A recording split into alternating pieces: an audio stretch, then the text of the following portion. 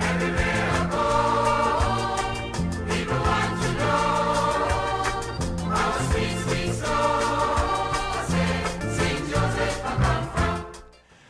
Hello and welcome. It is your weekly program that goes around your community in 30 minutes. I'm Sherwood McCaskey. Thanks for joining me. A very warm welcome to our viewers around the world, those of you who continue to join us weekly via the World Wide Web. This is My Community. On April the 25th, CBC rebroadcast an episode of My Community which was shown first in 2020. In that episode, Keith St. Auburn Belgrave, along with others, regaled us with memories of their community right here in St. Joseph. Mr. Belgrave family subsequently informed us that he passed away, he departed this life during the presentation of that program on April the 25th. We thank his family for sharing him with us and allowing him to be recorded. Mr. Belgrave is now part of the intangible heritage of Barbados, preserved for posterity and for consultation by future users. This episode of My Community is now dedicated to the memory of Keith St. Auburn Belgrave. We are back in the eastern section of the parish of St. Joseph. The program this week is carried by Christopher A. Oliver. Now, he is an educator by profession, and as our young people would say, trust me, you are in for an education. He begins by providing an overarching view of the entire parish, and he lists those names that are synonymous with it. Take it over, my brother. Well, welcome to St. Joseph. The parish of St. Joseph is on the eastern side of Barbados. It's part of what is called the Scotland District. Actually, it's the smallest parish in Barbados and the last area to be given the name parish, in that it came out of St. Andrew somewhere in the 18th century.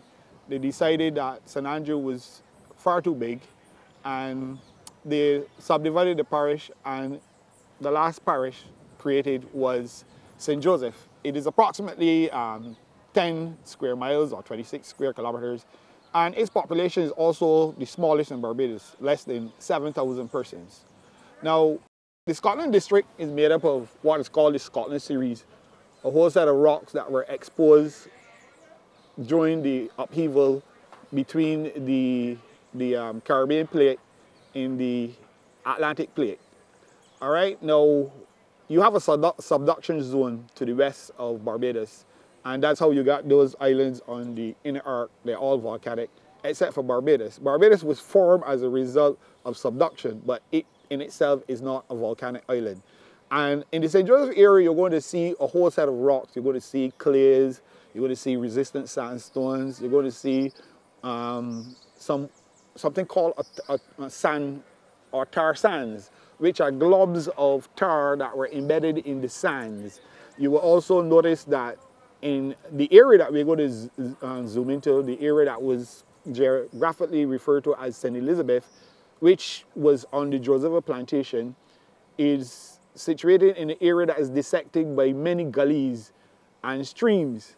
And growing up in that area, it was very common for persons early on, before pipe water was actually introduced into Barbados. I'm told that the slaves on the plantations and the poor whites who live in the area, they would have used the various gullies and streams as their water source for bathing, cooking, and washing. Now, Barbados, as we know it, is the most easterly island. And it was also an island where you found a whole set of British people living here. And it is in this area too we had a pocket of what we call red legs. Some people refer to them as Barkras. They were poor whites and they live in the St. Elizabeth area. And growing up in the 60s and 70s, I would have seen some of these persons. Some of them were butchers and their own stores in the St. Elizabeth area. And what I can say is that there was a kind of harmony that existed in the village of St. Elizabeth because many of the poor whites actually marry into some of the free black persons who live in the area. And you have some very unusual names in St. Joseph that even my last name is quite unusual, because it's a Bathsheba name and it has its genesis in one of those unions where poor white would have met black and the offspring. You will see them throughout the St. Elizabeth area. In fact, that kind of union, the historians will refer to it as bringing light into the house. And many of the families in the area would be mixed families, where there was a kind of harmony that existed.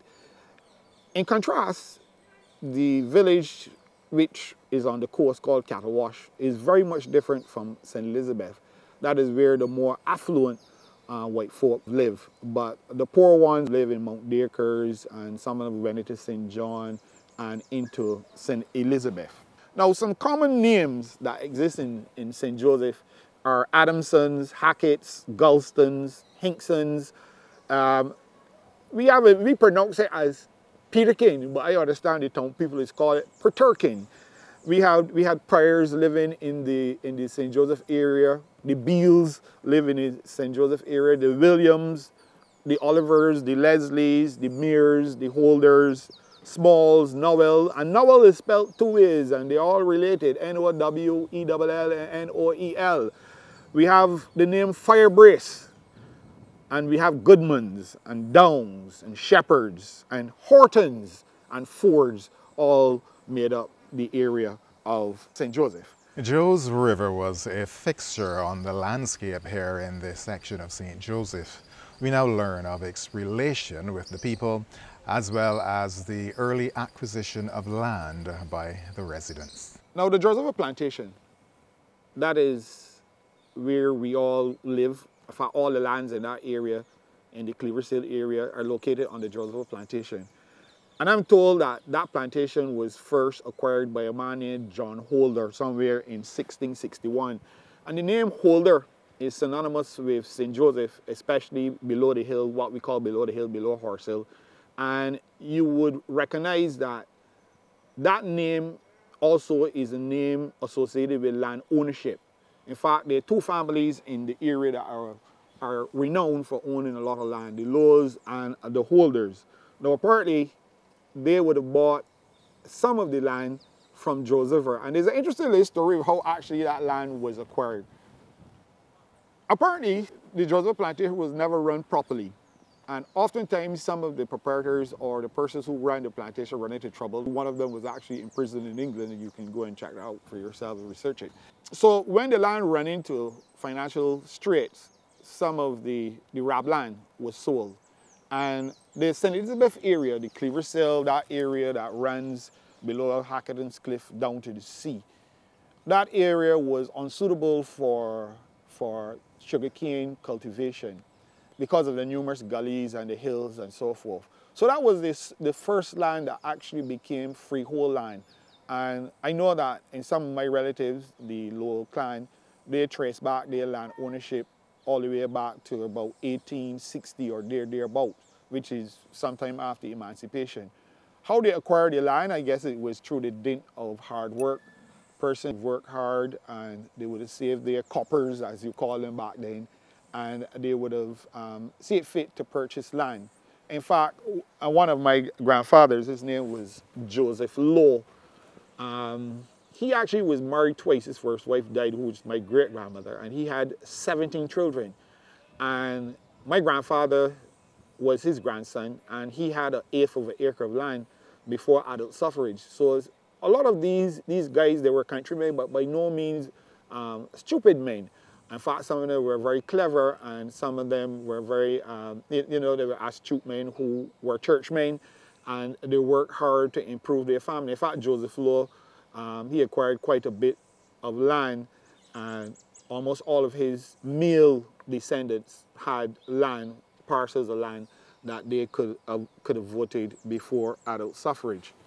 Now, Joseph Plantation, as I mentioned earlier, originally it was 546 acres. 85 acres of it is forest. So workable was about 426 acres.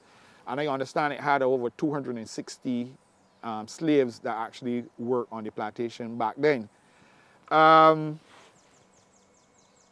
this day, there are a lot of residents in the area who still live on Josephville land.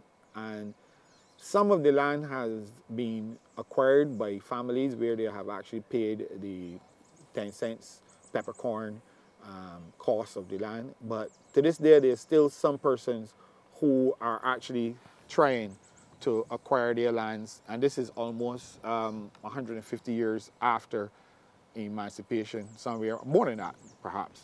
Now, in the Cleaversville area, the holders and Lowes, I mentioned that they were landowners, and they also rented their lands to persons who didn't have any land.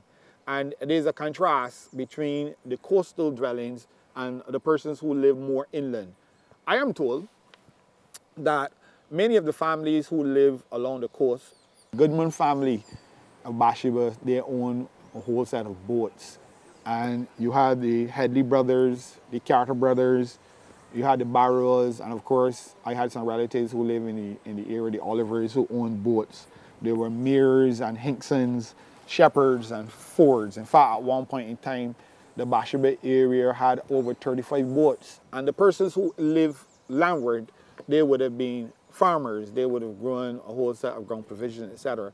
And there was a kind of harmonious relationship or a barter system that existed then, I'm told, that persons who had an abundance of fish would exchange their fish for those who had an abundance of ground provision.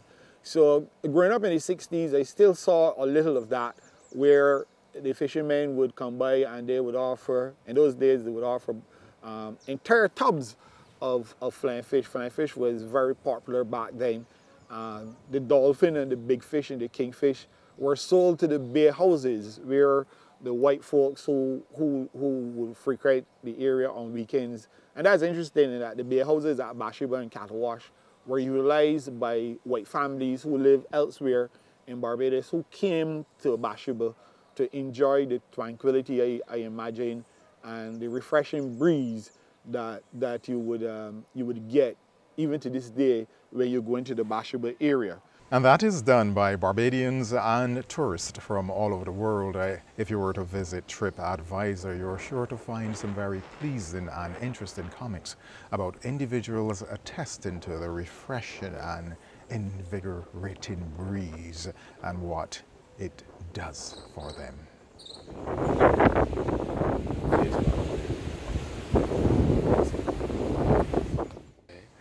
Community life for children involved adventure. With a sense of pride, Christopher Oliver recalls those days of adventure in this community.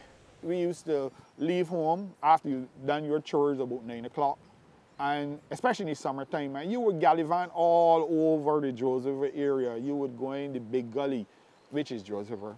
You would fish from Fragers all the way down to Edgewater, what we call Tenby Bridge.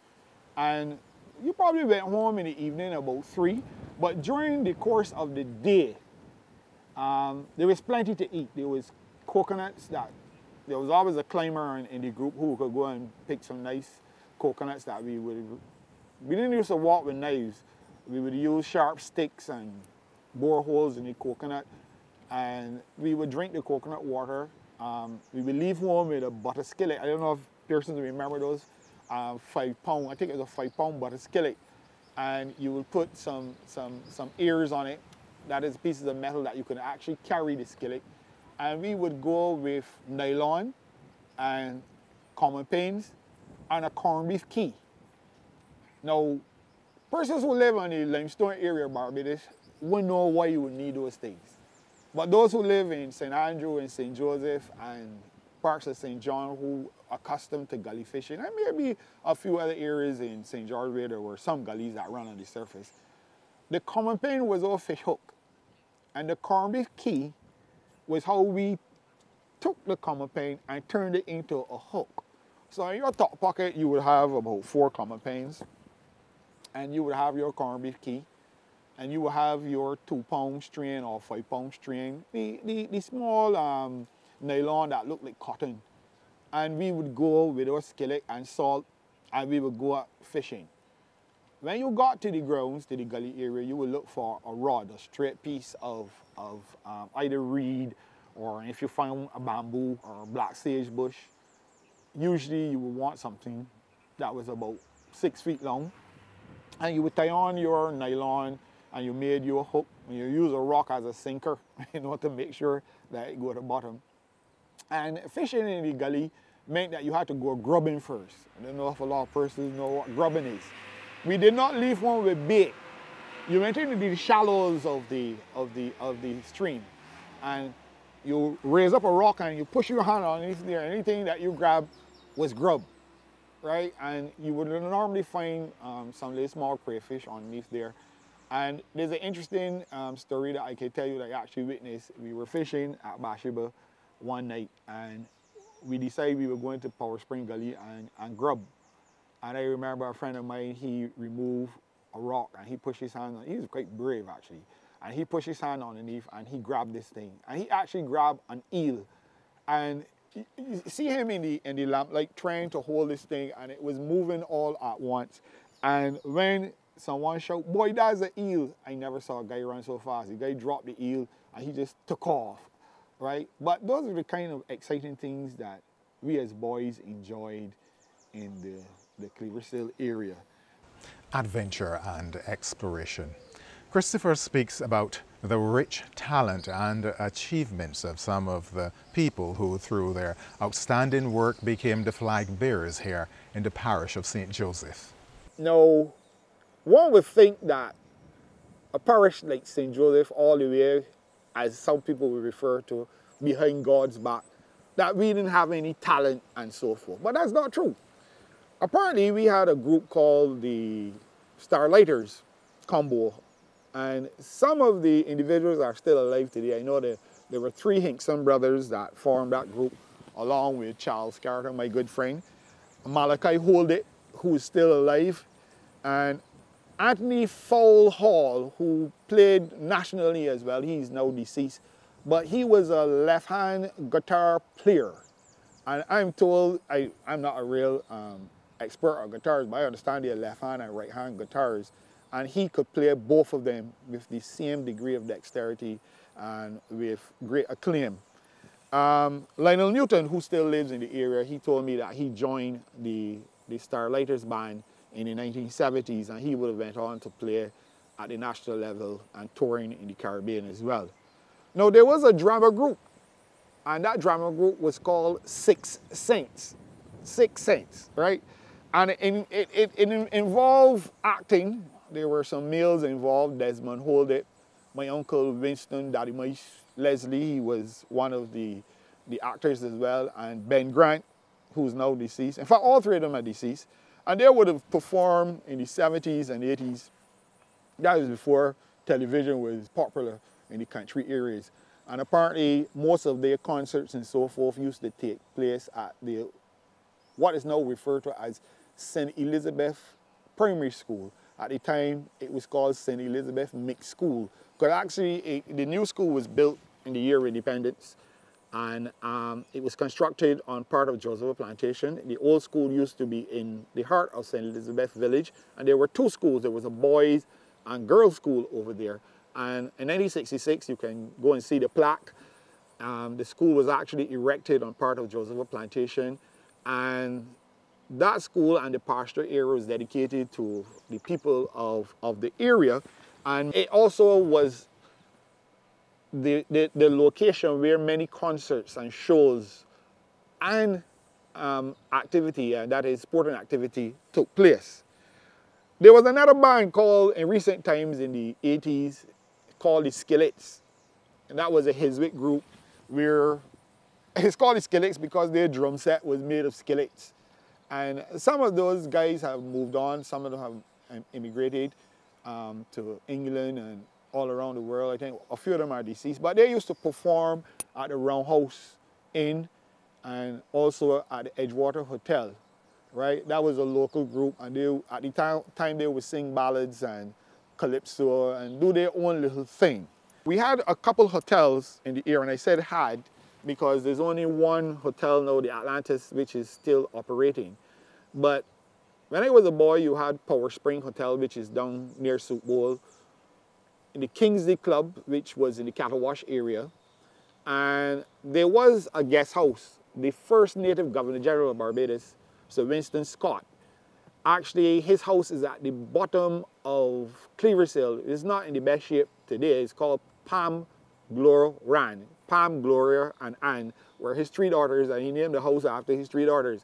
And that house also used to be let when he was not in the vicinity, but growing up as a boy, he would spend months down there, I guess, when he had his vacation. And he was a community person. He employed most of the persons who were workers at his property were employed from the Bathsheba area. Interesting point. There's quite a lot that can be gleaned from that. If you come into a community and establish a business, or if you have the opportunity to employ individuals, community spirit dictates that you employ the resident of that community. It makes for good relations, and there is a sense of ownership among the residents. Now, in the area, we had many jobs. And I'm going to start with life. I'm going to start with the midwives. I actually was not delivered in the Queen Elizabeth Hospital or the St. Joseph Hospital. I was actually delivered at home by a midwife called Edna Barrington. Everybody referred to her as Eddie. In fact, in St. Joseph, I can go and show you the breadfruit tree where all of our navel strings, you know, at the end of the 3 weeks when you were weaned and your navel string would have dried off, the persons, the elder persons in your family, in my instance, my grandparents, they would have buried that portion into the ground. And I guess they were attaching me to the ground, which they would have acquired and their families before would have acquired. Now, there was another, there were two other midwives. There was Turban Firebrace, and there was a lady called Osley Nichols. She operated in the St. Joseph area, primarily in St. Elizabeth, but she lived up the hill near Bizix. What about the different forms of occupations, the midwife, the butcher, and the bakers? And we had many butchers as well. We had the poor white butchers, Charlie Williams and Martin Brace, and we had the black butchers, Douglas Blades, Joe Lowe, Eric Branch, Doddridge Hackett. Now, we had something called a brick oven that used to exist in the St. Elizabeth area. It's something like a chem where persons, I'm told, I was around before the 1950s, but Miss Allman, who's a descendant of the Lowells, she's over 93 years old, and sometimes I'm talking to her, because these are my church friends that I sometimes liaise with. I will go by their house and they will regale me with stories of yesterday. She told me that there was this brick chem in the St. Elizabeth area where they used to bake bread for the persons in the area. And interestingly, I think there's one such chem still existing in St. James. The one in St. Joseph is in ruins. It was a kind of like a rock wall structure where they would burn the wood, create the coals. Then I'm told they used to take out all of the wood and use the coal part, the wood that was unburnt. They would use the coal alone, and they would bake puddings and breads. So one of the interesting things about this area is that the baker, the person who's actually operated the chem, would have had a keen eye, because you had no way of turning down the heat, right? But I'm told the loaves of bread came out very well. Miss Allman assured me that they were quite edible and delicious back then when she was a child, and that would have to be somewhere in the 1930s and 40s. The bakers, though, on one of the earlier programs, Mrs. Trotman was mentioned. She was one of the oldest persons in the area, and she served the Hiswick area. And there's an interesting little story about a youngster. He's a man now who had owed her some money. I think he had owed her something like $45.06. You know, because she used to sell bread. And he went to the woman's house and said, Miss Trotman, here's the 6 cents. that he owed her. He wanted to trust another bride. And even though he was related to Miss Strawman said like, get from the place, right? And that was how it was. And many, and a bread back then used to cost less than 50 cents. So you can imagine how much bread he would have trusted in order to accumulate $46. But he probably was not the only one, because a lot of those bakers recognized that as young boys, when we were going to the sea, that we needed sustenance. And they would give us some of the bread, knowing fully well that we didn't have any money to pay for it.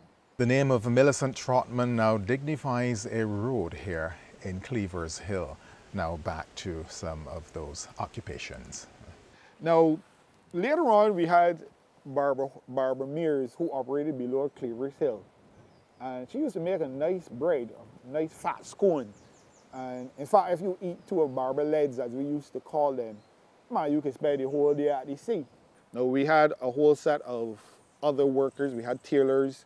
I know my grandfather was a renowned tailor, Everton Leslie. He and Con Holder were two tailors who could make a complete suit.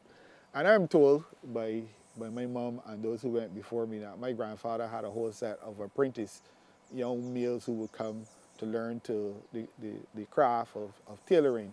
But as soon as they could make a pants, an entire pants, a lot of them, I'm told, used to say they're done with that, and they would go and make money. In other words, once they were able to make a pants, they felt that they could earn money, and they left and didn't complete the training in becoming a full tailor, being able to make a complete suit. And you know, my grandfather, interesting little thing is that when I was a teenager, I asked my grandfather if he would show me how to cut. That is, cut the cloth and make clothes. And my grandfather said, boy, you go to school and learn something. This is a thankless profession.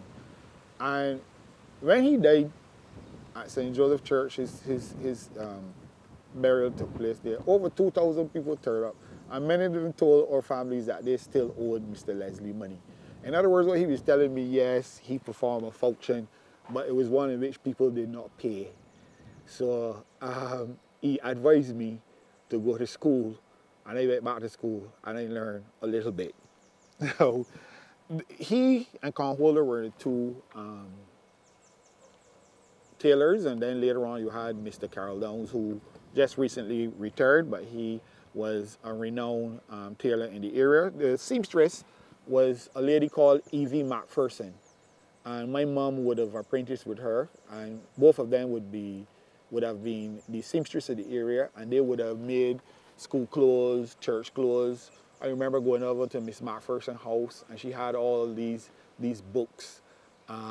We called fashion books, and persons would go and select the pattern or the type of garment they wanted made. And she would, you know, look at it, and she would use her skills, and she would do her best. She was very good because she actually used to turn out braids with big anaborate gowns and so forth.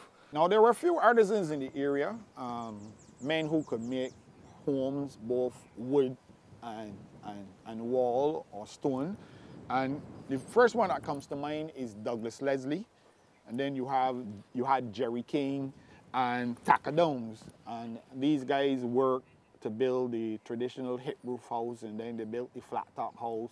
And then they were able to use their skill to build what we now call bungalows. The most recent artisan of that vintage, who I think he's returned now, a guy named Vincent Holder, who could do almost anything when it came to building. And many residents in the area would always call on Vincent in recent times to come and make alterations to their homes, or in some instances actually build their homes. There's some young artisans now. I'm not too familiar with all of them. I know Vincent has a son, and there's a young man by the name of Carlton Corbin who's also a builder in the area, who would have apprenticed under Mr. Leslie. So there was a kind of carryover from one generation to the next, where some youngsters who sometimes might have been related to the very same chief artisans, and they would have been taught the skills and pass it on, and to this day they still practice within the villages. And that is very important, passing on the skills, tradition, techniques and craftsmanship to the younger generation.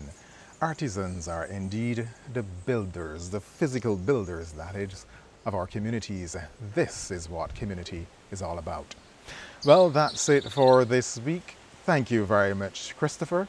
And the good news is that Christopher has kindly consented to being with us again next week at the same time as we go around this community in 30 minutes. I'm Sherwood McCaskey. Goodbye for now and every blessing.